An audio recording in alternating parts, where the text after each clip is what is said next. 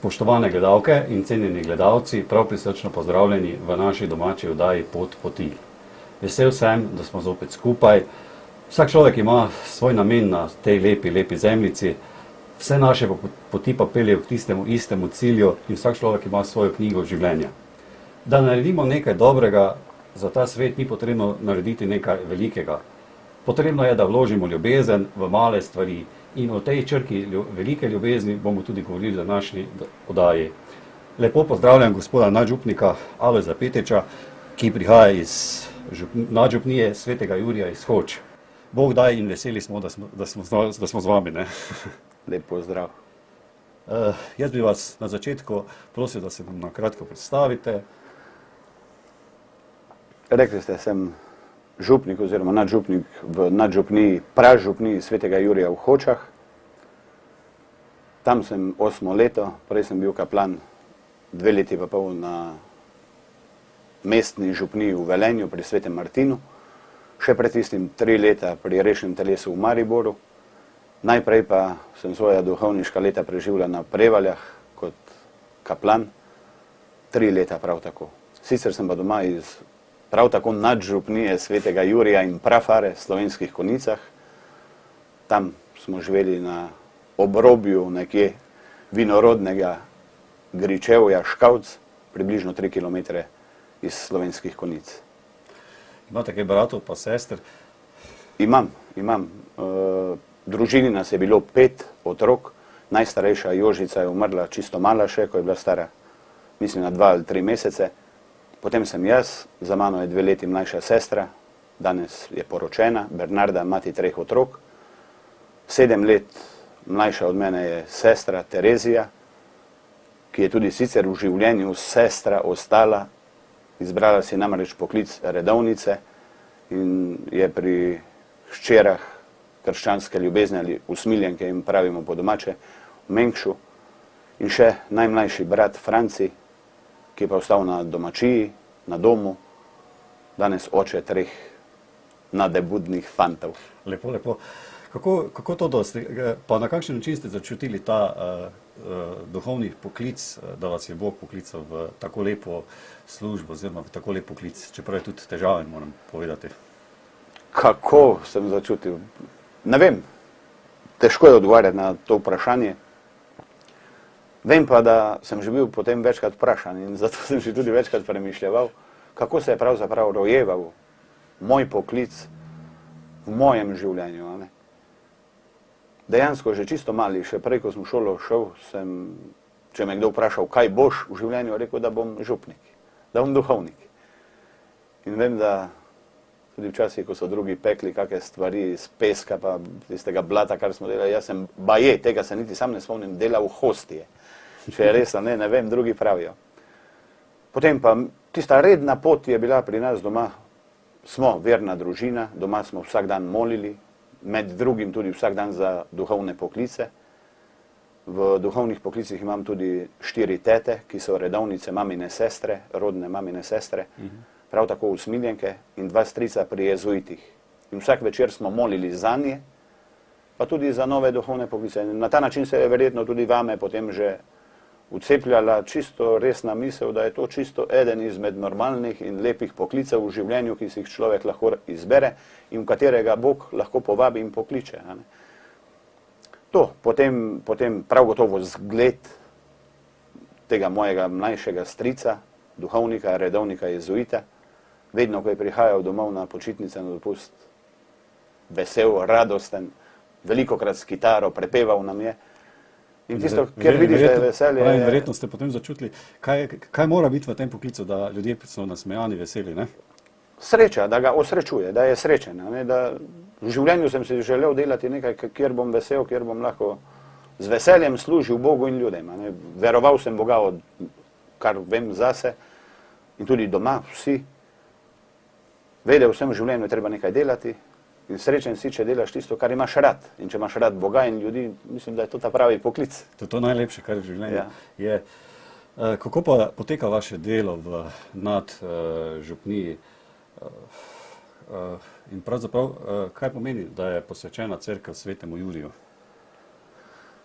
Na kratko. Najprej glede posvetitve.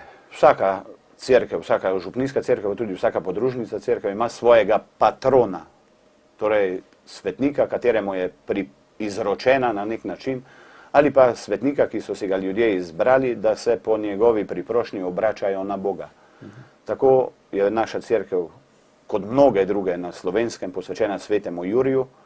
Sveti Jurij je bil mučenec iz prvih stoletij krščanstva in zato so mnoge najstarejše cerkve pri nas, pa tudi drugod po svetu, posvečene prav temu svetniku, svetemu Juriju, podobno zelo stare tudi svetemu Martinu ali pa Mariji, Materi Božji.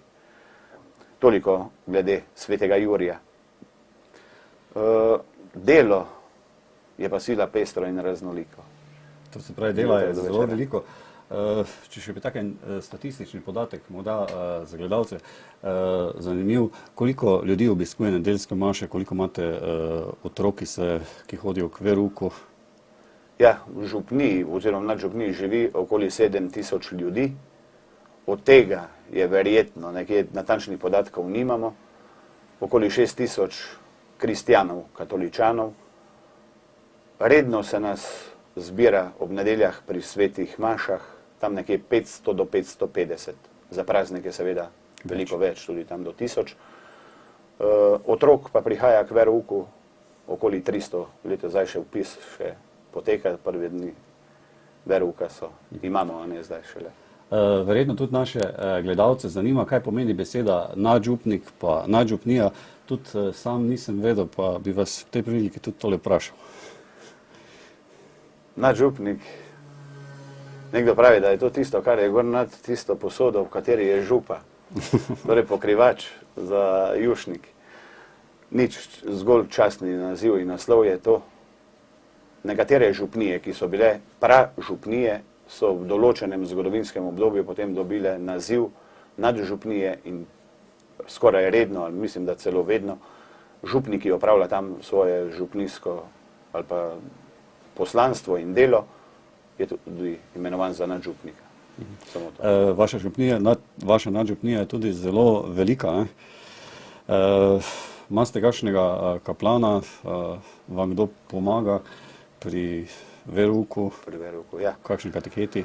Nadžupnija danes ni več tako velika. Je sorazmerno primerjavi z drugimi župnijami, recimo med večjimi prav gotovo, sicer pa je bila nekoč zelo velika. Segala je od Lovrenca na Pohorju, pa po tej strani Drave, po desni strani Drave, v smeri toka Drave, vse do Zavrča, vse do hrvaške meje. Tako velika? Tako velika. V zgodovini 860 letih, letos poteka prav 860-letnica, prve pisne omembe naše pražupnije, se je iz nekdanje Hočke nadžupnije razvilo 40 župnij. Tako da danes smo glede na tisto ostali zelo mali. Sicer pa, kot rečeno, župnija dokaj velika, pri delu mi pomaga tudi kot duhovnik, trenutno sedaj nimamo kaplana, imamo duhovnega pomočnika, Branko Umek je to, ki je bil nekoč 4 leta pri nas že kaplan, ker pa ima zdaj druge obveznosti in službe tudi v Slomškovi založbi, pa kot redaktor televizijskih prenosov sodeluje tudi na televiziji Slovenija, pri nas pomaga kot duhovni pomočnik. Sicer pa pri delu v župniji pomaga veliko ljudi, tudi laiki, katehistinje. Imamo eno redno zaposleno skupaj z Framom in Bistrico. V Slovenski Bistrici dela 3 dni, en dan v Framu, en dan pri nas. Potem pa še, kako honorarno recimo, še 2 katehistini, ki pomagata pri poučevanju verouka. Mislim, da je najlepši trenutek za duhovnika, če dobi župnija naslednika. V lanskem letu ste imeli novomašnika in mislim, da je prav, da tudi kakšno besedo temu rečemo, ne? Ja, veliko veselje je to. Letošnje leto, to leto, letos julija, 2. julija smo obhajali slovesnost nove maše našega rojaka Igorja Novaka, ki je zdaj kaplan v stolnici v Mariboru. Pred njim smo imeli leta 1999 tudi novo mašo, benediktinec pater Stojan Jurič, pater Timotej je bil to, prej pa 99 let nič. 99 let nič, potem benediktinec, zdaj je Igor. Imamo pa v Bogoslovju še 2 fanta, bogoslovca, eden gre zdaj 5. letnik, eden pa 4. Čudovito. Zanima me še tudi, katere službe so v cerkvi. Sam sem pazil, da imate molitveno skupino, zakonsko skupino, potem mešani pevski zbor, ki tudi zelo lepo poje, bralce Božje besede, Karitas, upam, da nisem še kaj pozabil, pa bi bilo dobro, kakšno besedo tudi o tem reči. Ja, vse to so službe v občestvu, v sami župniji. A ne?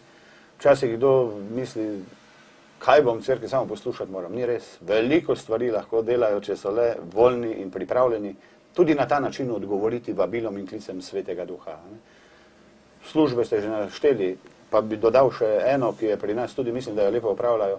Okoli 50 do 60 žena ima zavest, da cerkev ni samo župnikova ali pa kaj sem čegava, ampak naš skupni dom. In tudi iz te zavesti potem prihajajo, so pripravljeni priti pomagati, čistiti cerkev. Razdaljene so po skupinah, tako da vsako soboto pridejo, očistijo cerkev, župnišče. Pridne. Ja. Vsa pohvala. Potem še pa druge, ne? Ministranti so, otroški pevski zbor, odrasel pevski zbor. Dva pevska zbora imate. V župniji deluje tudi katoliško društvo, ki ni samo župnijska stvar ali pa prav občestvena, je pa v občestvu jasno, ki nam pripravlja razne kulturno-izobraževalne večere, približno enkrat mesečno. Ja, lepo. Prenova v duhu, zakaj pa gre tukaj? Tu se veliko gledalci sprašujejo, čeprav nekateri to vedo, ampak mislim, da tudi tistim, ki ne vedo, bi bilo treba nekaj o tem reči. Za prenovo gre. Za prenovo, ne česarkoli in kogarkoli, ampak za prenovo nas samih. Prenovitelj je Sveti Duh, da se damo, pustimo prenoviti naše življenje. To se pravi, da ljudi spoznamo po tistih pozitivnih dejanjih. Pa imate vi kakšno osebno izkušnjo z milostjo Svetega Duha?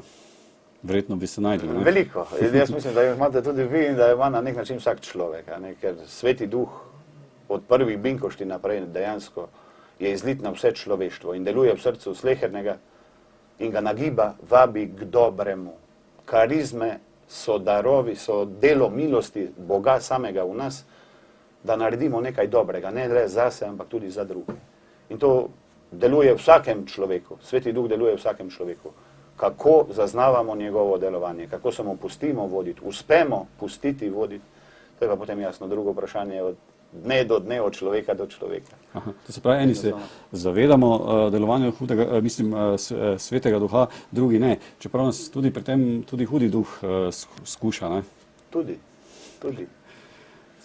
Živimo ne samo v tem materialnem svetu, ampak tudi v duhovnem, ne se gibljamo. In vsi najbrž zaznavamo, da v nas, pa tudi potem jasno iz nas, ne prihaja samo dobro, samo sveto, samo lepo, samo svetlo, ampak da je okoli nas, pa žal kdaj tudi v nas, tudi marsikaj temnega, slabega, grešnega, zlega, hudega.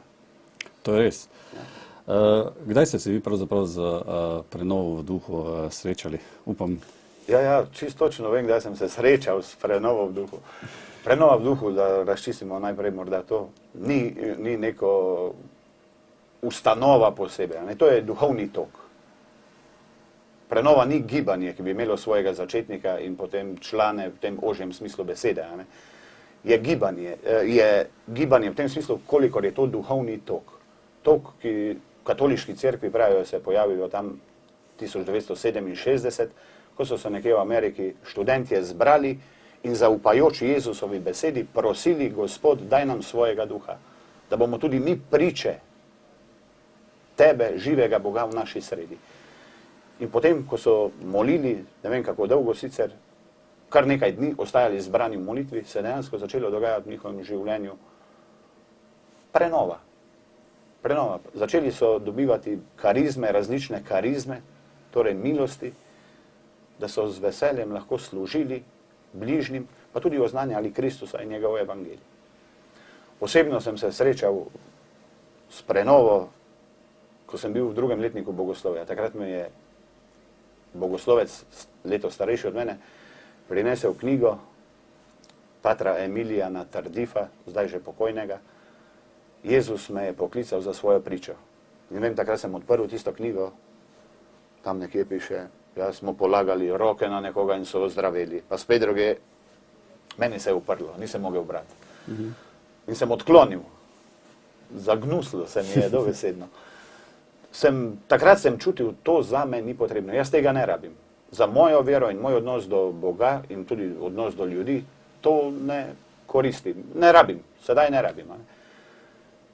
In ne samo zase, tudi za druge sem mislil, to ni potrebno, ne rabimo. Ne? In zato sem takrat tisto knjigo odklonil. Nisem vzel, nisem bral, pa še celo norčeval sem se iz tistih, ki so tudi tam potem poskušali to prakticirati, tako da so molili drug za drugega, so roke polagali nanj. Ne? Potem pa vem, sem že bil kaplan na Prevaljah, pisal sem kaplanske izpite in sem se trudil tam, ne vem, ker konkretna naloga je bila, da bi naloga imela začetek, telo, pa rep. Vod, jedro pa zaključek, ne? Recimo. In takrat je prišla po pošti knjiga, nisem pogledal niti avtorja, kdo je, samo odprl pošto, odprem in vidim nova evangelizacija. Od takrat se je začelo tudi v Cerkvi na Slovenskem veliko govoriti o njej, na pobudo papeža Janeza Pavla II. O novi evangelizaciji. Kaj bi pravzaprav to naj bilo? In tam vidim oznanjati evangelij, ozdravljati bolnike, hromi hodijo, slepi spregledujejo, ubogim se oznanja evangelij, znamenja in potem pogovor z Tardifom, intervju z njim, kaj bi pravzaprav to naj bila nova evangelizacija. Knjigo sem prebral na dušek. Dopoldan, nekje ob 9:30 sem jo dobil v roko, zjutraj mislim, da je bila 1:30, ko sem jo odložil, pretresen do globine. Ob spoznanju, če to ni res, kaj pa potem je. Takrat se mi je zamajalo in zrušilo na nek način tisto, kar sem do takrat nosil v sebi, namreč prepričanje, da je Jezus deloval kot veliki prerok, učitelj, pa tudi čudodelnik, takrat pač tista 3 leta, potem se pa vrnil k očetu. Kljub temu pa vem, da verujem, pa tudi v veri izpovedujem, da je Jezus živ, da deluje danes, da je med nami navzoč. In če je to res, kdo sem jaz, da bom predpisoval, kaj sme narediti danes in kaj ne sme, kaj je danes možno, kaj lahko danes Jezus naredi in kaj ne. In takrat sem videl, zares, Jezus je živ in deluje tudi danes. Se dotika ljudi, dela čudovite stvari v življenju tistih, ki ga sprejmejo, ki ga ljubijo. To se pravi, potrebno odpreti svoje notranje srce, očistiti svoj notranji tabernakl, hram in potem začnejo stvari počasi zoreti. Zoreti in sedeti na svoje mesto. Bog začne delati po tebi. To niso neke izredne, nujno izredne stvari. So tudi čudeži, naravnost čudeži, ki pretresajo ljudi navzoče ali kakorkoli. Še veliko večkrat so pa to čisto vsakdanje drobne stvari, ko smo na nek način v koprodukciji z vsem Božjim, ne tistim, v nas in okoli nas. Mislim, da to največja sreča pri človeku, če ima v sebi notranji mir, oziroma da je povezan z Bogom, da lahko ta mir, to ljubezen tudi drugim daje, se tudi to cerkev uči, ne? Prav gotovo. In ko ne veš, kako se odločiti pred določeno odločitvijo, vprašanjem, nalogo ali kakorkoli. Jaz osebno vedno znova se vprašam in nekje potem grem, skušam iti, vedno mi tudi ne uspe, ampak vendar se skušam spraviti v tisto, kjer čutim, da bom notranje miren. In molitev je tista vez med človekom pa Bogom, ne? Pri tem nam lahko tudi določeni svetniki pomagajo. Tudi priprošnja, priporočanje k njima. Ne? Drugače pa molitev, prav gotovo. Vera se začne udejanjati, uresničevati ali pa preprosto rečeno verovati začnem takrat, ko začnem moliti. Dokler ne molim, še v resnici, dejansko, de facto ne verujem. To se pravi, da v bistvu, če človek moli, se nam v bistvu v prispodobi tudi začne nebo odpirati pot k Bogu, od tam, odkud smo pravzaprav doma. Točno. Ko začne moliti, molitve je pa veliko vrst, ni samo Oče naš, Zdrava Marija ali tisti obrazci, ki se jih naučimo, tudi kot pomoč za to, da lahko skupaj z drugimi molimo. Ker če bi vsak molil nekako po svoje, je občestvena molitev lahko tudi zelo naporna in težka, pa za koga tudi odbijajoča. To je res. Obrazci so v tem smislu pomoč za to, da lahko skupaj z drugimi molimo, sicer pa je molitev vsako dvigovanje našega duha k njemu, ki je duh, k Bogu. globina molitve, saj jaz jo tako dočutevam, je poslušanje Boga. Je, da jaz zaznam, da jaz slišim, k čemu pravzaprav danes, v tej situaciji, v tem dogodku mene vabi Bog. Kam me pošilja, kaj naj jaz naredim. Torej, molitev ne kot naše obveščanje, informacija Boga, ampak molitev veliko bolj kot formacija nas, da mi rastemo, zorimo v tisto, kar bi po Božji volji in zamisli naj bili. V tem smislu je molitev alfa in omega. Začetek in konec. Ja. In pravzaprav, če pogledamo, naprimer, na eni strani cerkev, cerkveno občestvo, je pravzaprav vrhunec vsega sveta maša oziroma Evharistija. In če od tu črpamo moč, potem smo... Potem lahko živimo kot kristjani v tem svetu. Sicer nas okolje, ki je velikokrat brezbožno ali pa nekrščansko, prekvasi z svojim duhom, z svojim pogledom, svojo mislijo, svojim načinom razmišljanja, do te mere, da je vprašanje, kolikor še tudi mi potem ostajamo kristjani. Za Evharistijo, za sveto mašo so tudi na drugem Vatikanskem koncilu cerkveni očetje zapisali, je vir in višek krščanskega življenja. Vir, kot od tam izviramo, od tam vse prihaja. Kot višek pa tudi meni govori o tem, da je to dejansko nekaj tako velikega, da mnogi rabijo dolgo časa, da se uspejo temu višku približati, da uspejo vstopiti v to, se odpreti temu, kar se pravzaprav tu dogaja. Sveta maša je čudovita molitev, ni samo molitev, je splet obredov in pa je naše srečevanje med seboj in naše srečevanje z njim, ki nam tukaj prihaja naproti, pod podobo kruha in po besedi, po svoji besedi. Da nas nahrani, da nas okrepi, da nas osveži, da nas prenovi. Evharistija je v tem smislu vsakdanja, za nekatere drugače pa tedenska prenova našega notranjega človeka. In pravzaprav pri tem nam tudi pomaga Sveto pismo. Ne? Sveto pismo je knjiga, ki je namenjena vam, meni, tudi vam. In bi mogoče 2-3 besede še tudi o tem, da je nova zaveza, stara zaveza. To mislim, da poslušalci oziroma gledalci najbrž poznajo, vsaj vejo iz splošne izobrazbe. Predvsem pa je to knjiga našega življenja. Jaz Sveto pismo razumem kot priročnik. Nekaj, kar je treba prebrati, potem pa poskusi to narediti.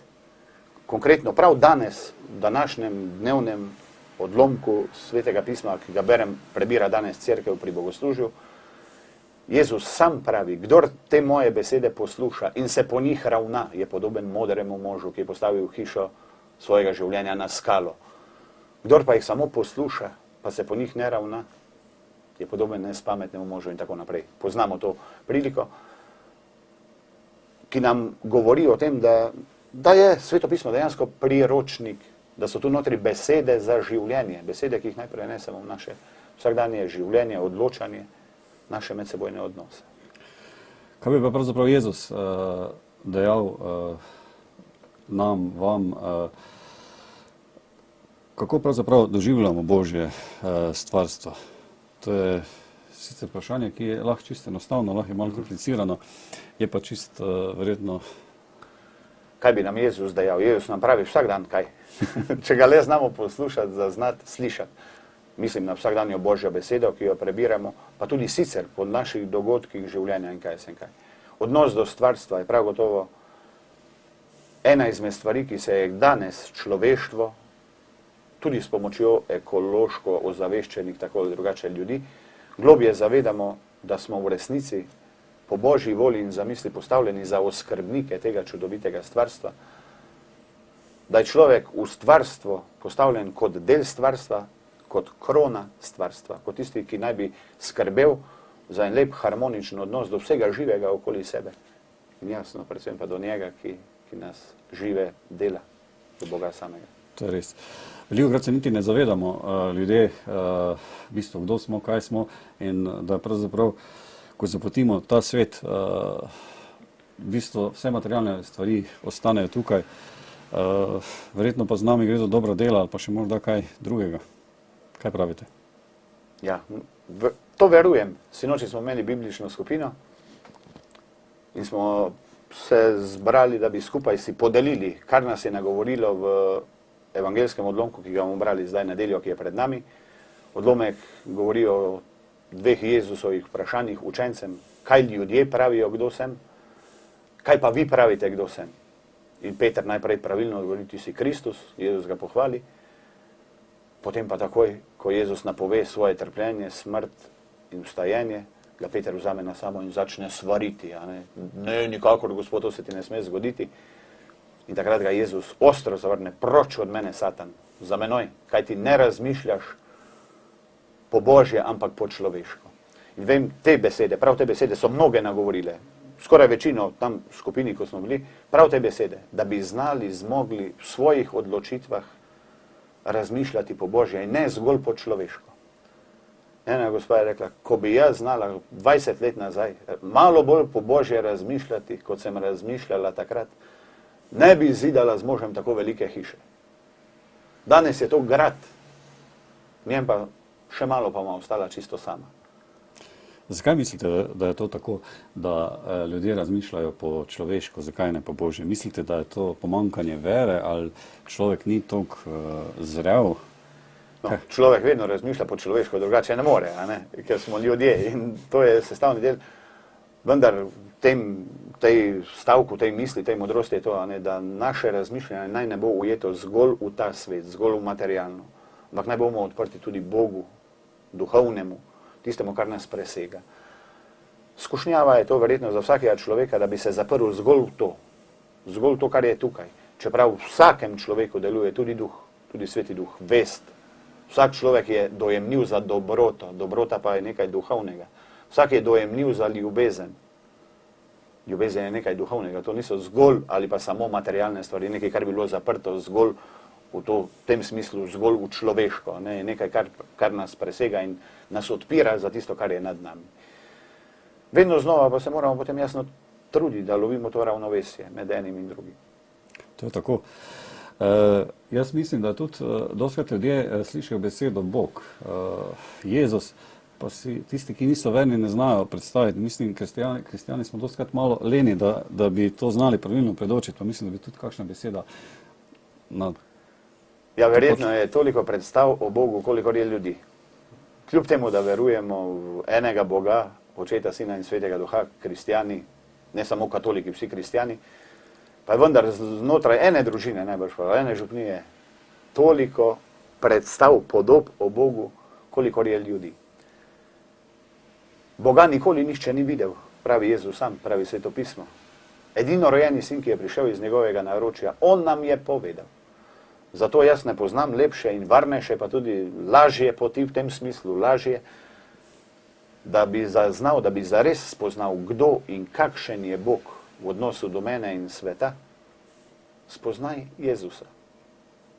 Jezusa pa ne moreš spoznati brez Svetega Duha. Sveti Duh je tisti, ki nas naredi za Jezusove priče, ki nam daje tisto notranjo luč vere, s katero potem na nek način se nam začno odpirati bogatstva, podarjena po Jezusu Kristusu. Je pa verjetno križ tista podoba, ki pravzaprav človeka pelje, da pridemo Jezusu bliže, ne? Po križu. Ja, križ, velika skrivnost, pa tudi velika radost. Ko slišimo beseda križ, ponavadi mislimo predvsem na trpljenje. Križ kot trpljenje, kot predvčerajšnjem smo obhajali praznik povišanja Svetega križa. Na Velik petek se zbiramo v cerkvah, da častimo Sveti križ, na katerem nam je bilo podarjeno naše odrešenje. Zaradi Jezusa križ prvotno zgolj orodje za mučenje, ubijanje, umiranje mnogih, ne samo za Jezusa, postane znamenje našega odrešenja. Znamenje upanja, da bomo tudi mi skozi svoje trpljenje, podobi rečeno skozi naše Golgote, skozi naše Kalvarije, prišli do odrešenja.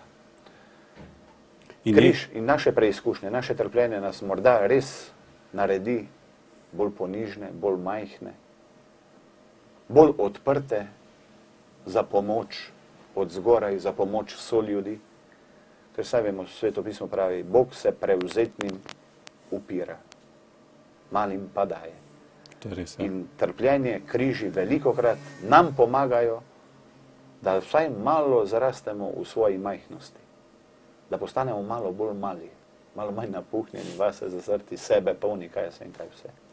Je pa Jezus tako velika ljubezen, da ko sam razmišljam, da na eni strani vidim, da vedno manj vem.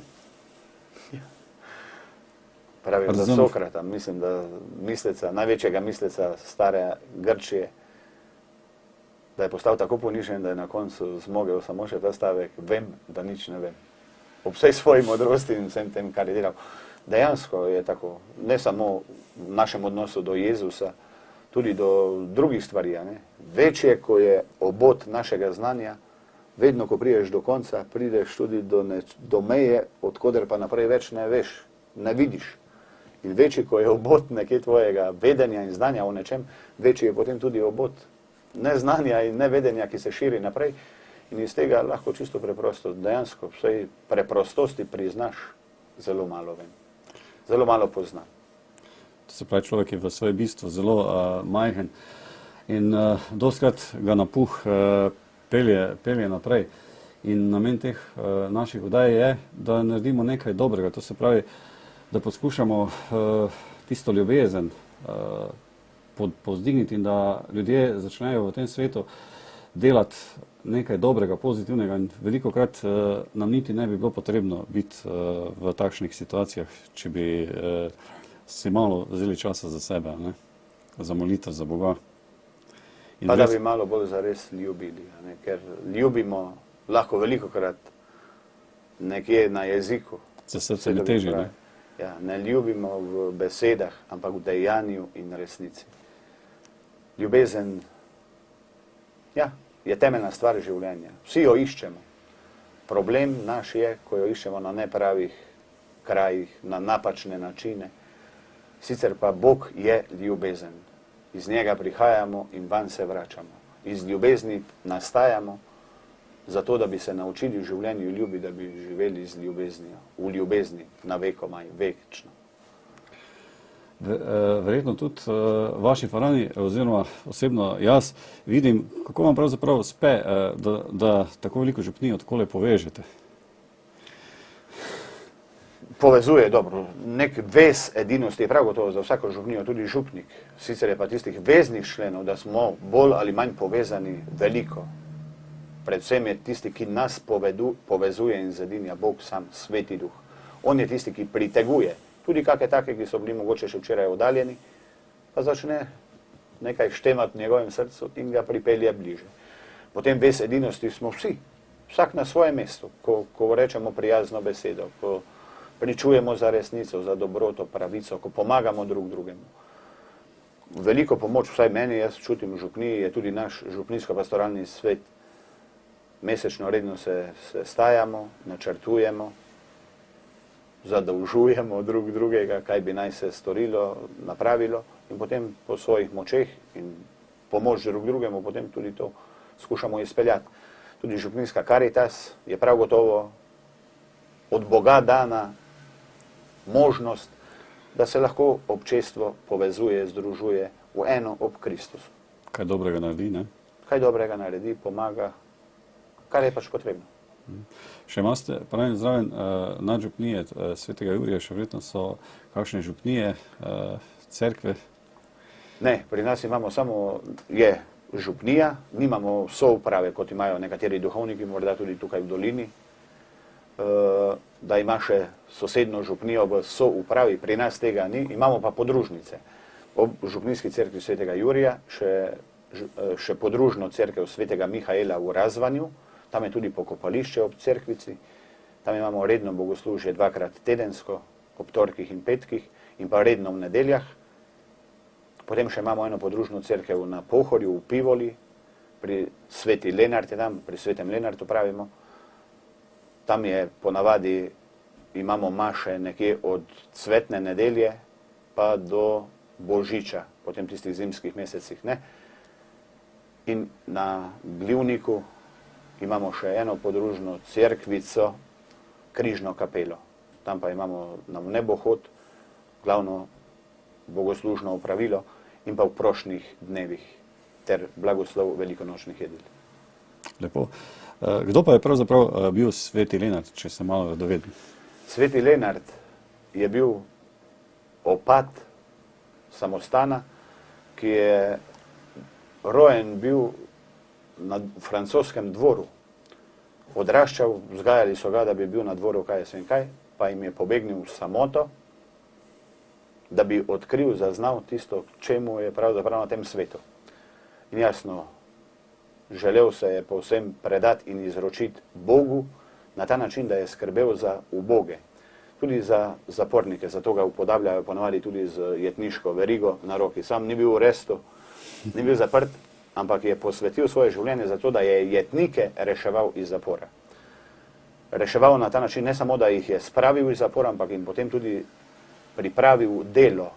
Delo na ta način, da so krčili gozdove, tam potem orali polja, zato ponavadi, tudi pri nas je tudi tako, pa vem, da v Sloveniji na 2-3 mestih sem še naletel na cerkev svetega Lenarta na podobnih mestih, namreč tam, kjer obljuden svet začne prihajati v divjino. To je bilo področje Lenartovega delovanja, recimo. In na ta način je zavetnik tudi za zdrave zobe, pravijo, da kdor želi, da bi bili njegovi zobje zdravi, naj poroma k svetemu Lenartu in zagrizne v tisto verigo. Kakorkoli, pri nas ga častimo vedno za Lenartovo nedeljo, se mu priporočimo, naj varuje in blagoslavlja vse nas, ki tam v dolini potem pod njim živimo. Koliko časa ste že zdaj nadžupnik v župniji? 8 let je že minilo, 9. leto teče. To je lepo. Lepo, pa hitro je šlo. Zato, ker je na nek način lepo. Glejte, jaz bi še vas za konec podal, da bi nam še podali našim gledalcem mogoče kakšno misel, kakšno sklepno misel. Vem, da se vam tudi mudi. Ja, kmalu bo poroka. Ne vem, kaj naj vam rečem, smo na začetku novega pastoralnega, novega katehetskega, novega, mi rečemo, veroučnega za otroke v šoli pa šolskega leta. In zase in za vse, s katerimi se bom tako ali drugače srečeval, iskreno želim in prosim Božjega blagoslova, da bi bilo tudi to leto za nas leto milosti, da bi, kot pravi tam nekje Sveto pismo za Jezusa, skupaj napredovali v modrosti, milosti in kreposti pred Bogom in pred ljudmi. Bog daj. Bog daj. Gospod Lojze, jaz se vam v svojem imenu, v imenu naše televizije in v imenu naših dragih gledalcev najtopleje zahvaljujem za obisk v našem studiu. Ostanete še naprej tako zgleden Jezusov duhovnik in naj vam Bog bo bogat plačnik za vsa vaša dobra dela v župniji. Poklone, gospod Lojze, in res iz srca hvala. Hvala tudi vam za povabilo. Pa naj se za konec še priporočam vam in vsem, ki ste poslušali in gledali ter verujete v Boga in zaupate v moč molitve. Spomnite se tudi mene in naše nadžupnije, kdaj s kako osebno molitvijo. Hvala vam. Moram poudariti, da imajo gospoda nadžupnika Lojzeta vsi farani zelo radi. Saj si za vsakega vedno najde čas in poda tudi ustrezen nasvet. Vedno želi priskočiti na pomoč. Lahko obiščete tudi njihovo spletno stran nadžupnije svetega Jurija v Hočah. To je 3x2v. Nadžupnija, črtica na sredini, hoče.com in jim morda pišete na elektronski naslov sveti.juri@nadžupnija.hoče.com ali jih obiščete pri kakšnem bogoslužju, ker bodo zelo veseli. Povabim vas, da obiščete spletno stran naše televizije 3x2v.mojtv.si. Obiščite tudi spletno stran našega sponzorja 3x2v.zivilko.com. Sporočite nam vaše želje, pripombe glede oddaje na elektronski naslov pod@planet.si. Naj vam naša televizija Moj TV v naše domove prinaša veliko dobrega. Zahvaljujemo se vam za pozornost in do prihodnega snidenja vas lepo pozdravljam. Vaš moderator oddaje Pot poti Alvin Škrabl. Mir in vse dobro vsem našim gledalcem. Na svidenje.